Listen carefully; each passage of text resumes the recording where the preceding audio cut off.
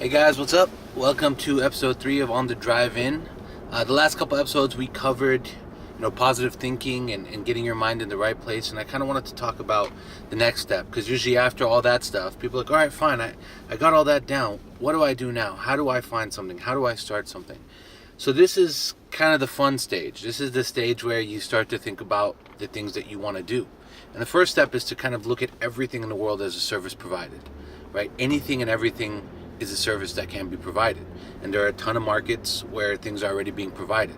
And a lot of people will say, hey, you know what? A lot of markets are saturated right now. Everybody's starting something. There's really no room, blah, blah, blah, all that bullshit. But it's not true. If that was true, places like Blockbuster and Toys R Us wouldn't be going out of business. So every market has to adapt and change. And there's always going to be new iterations of everything, right? Today we have Uber. I don't know what the hell we're going to have next, but there's something coming beyond Uber and somebody else will think of it.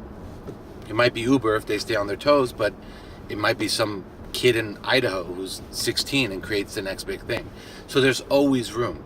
So really you have to first think about, are there any skills that you have or any services that you can provide that are lacking in your community or are unique to you? That's the first thing, right? So if there's something you're good at, start there. That's easy. Now, if you say, there's really nothing I'm good at, I'm an average Joe, but I'm a hard worker, best combination, then we have to start to think of the things that you can do, right? Is there something you like, right? Maybe you like fashion. Now, fashion's really hard. Some people say, I can make some shirts and sell it. Hey, a lot of people started with 1 or 2 t-shirts and now own big companies. So that's always a possibility, and I never say no to it. Even though some people, it does take a lot of money to get going. But I think if it's something you're very passionate about, you should pursue it. You should give it a try. Worst case scenario, you fail. So what? 5 years ago, I started a denim company here in Los Angeles with a buddy of mine. We did really well. We sold a lot of jeans internationally. Actually, it was picking up some steam. And then we ran out of money and ran out of investment. And we fell on our butts. And I still owe money from that venture. But it taught me a lot about business, about starting lean.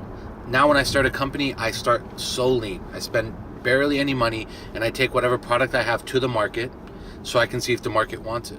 Because just because you think I want your shirts doesn't mean I actually want your shirts. So it's good to test. And right now you have things like GoFundMe and all this stuff where you can put your product out there and see what people think. You can gauge that market. But it's really about just going and starting something. It doesn't matter what it is. Find a niche, maybe something you like, or just find a service that's lacking and then provide it. Or maybe you have information. Information's also a service, right? There might be a lot of people who need information you have. And you can then leverage that and sell that information for money. You can become a contractor, right? But this is that stage where you got to start putting up a board and start brainstorming ideas, right? That's the easiest way. What are some of the things? And start with things you like or things that you have, capabilities, and start to branch out from there. Because you might find something that you didn't even know, something you're really good at, that could easily be sold and make you tons of money. It's rare, but it happens, right? So let's start there. Do that today, right? Put up a board, start brainstorming on some of the things that you have, some of the things that you like, some of the markets that you're interested in. That way we can begin to do the research and see what that market space is like. And listen, when it comes to doing the research, when it comes to figuring out, should I, for example, should I make t-shirts? No, there's a million companies making t-shirts. I think that's bullshit. I don't like that way of thinking. I like to think that I am in that top 1 or 2% that their product is going to sell, right? You need to have that mindset. Even if you fall flat on your ass, it does not matter. You need to keep that mindset, and you need to think that your shirts are so hot, you're going to sell them like fire. Even though initially, you're going to struggle. But there are a lot of small companies. Look at Lululemon. When they first came out, nobody was doing what they were doing. Nobody even wanted leggings. Nobody even knew what that was really about. And now they're $1 billion company. Look at Spanx. That lady started a company for garments that hold you in. I mean, nobody would have seen that one coming. And now it's $1 billion company. So there's always opportunity. There's always a chance that you make that thing. So don't ever, buy into the hype of, that market's saturated. Well, every market's saturated. I mean, there isn't a market you could find that isn't saturated. But that's okay, because markets are always evolving.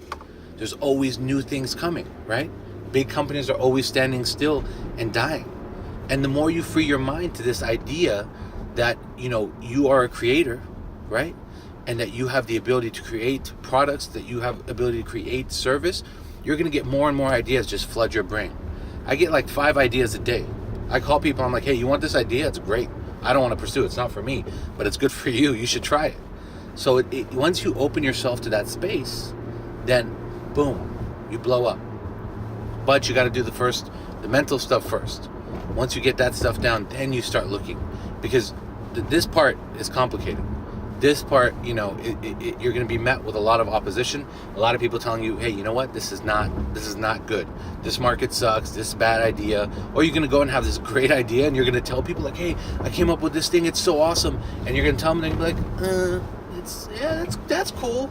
And they're going to be so underwhelmed by it. And you're going to feel like, man, but I felt like it's such a good idea. Just remember that that's normal. There isn't one idea I've told people. Actually, there was one idea. I take that back. But there's 9 ideas I've told people, and most of them are people like, that sucks. That's a horrible idea. But, I mean, most ideas, if you think about it, if you had told me Snapchat was going to be fire, I would have told you, no, I don't think so. I think it's a stupid-ass idea. But guess what? Snapchat's worth $1 billion today. So it doesn't matter. You get what I'm saying? You got to be passionate about what you got, and eventually people will come around. But if you don't have the right mental status, if you don't put yourself in a positive way of thinking and believing in what you can achieve, then those people are gonna rock your boat, and it's gonna send you right off. You're not gonna do anything. Okay? As always, guys, get out there today, chase your dreams. Don't just sit still. Don't just sit in an office. Don't just take what life has given you. Let's make it. Let's create what we want out of life. Don't just sit still today. Get out there, start thinking, start working, start grinding, pursue your dreams. Okay? Please like the video, subscribe, and share with anyone you think needs to hear this message. Thank you, guys. See you guys later.